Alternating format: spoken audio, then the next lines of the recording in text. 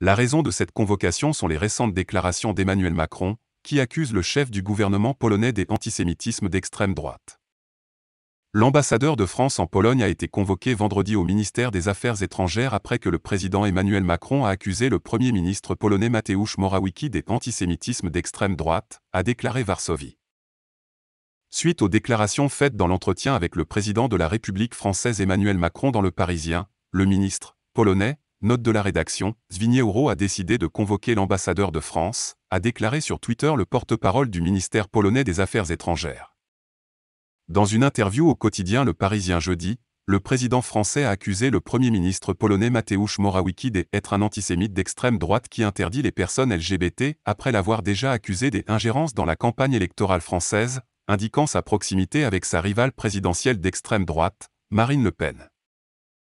C'était la réaction d'Emmanuel Macron aux propos du leader nationaliste populiste polonais qu'il a attaqué lundi lors de ses entretiens téléphoniques avec Vladimir Poutine.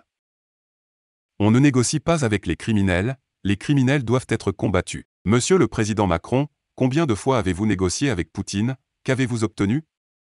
On ne débat pas, on ne négocie pas avec les criminels, il faut combattre les criminels, a lancé Mateusz Morawiecki. Personne n'a négocié avec Hitler.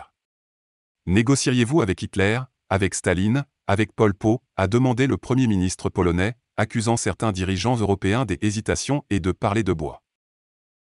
Le porte-parole du gouvernement polonais a qualifié vendredi les déclarations du président Macron d'incompréhensibles et mis en cause les émotions politiques qui accompagnent chaque campagne électorale.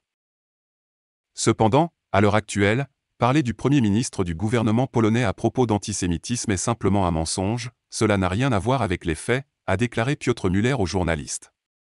J'espère que cette campagne électorale en France va se calmer un peu et qu'ensuite le président français parlera différemment et s'en tiendra vraiment aux faits historiques, a-t-il ajouté.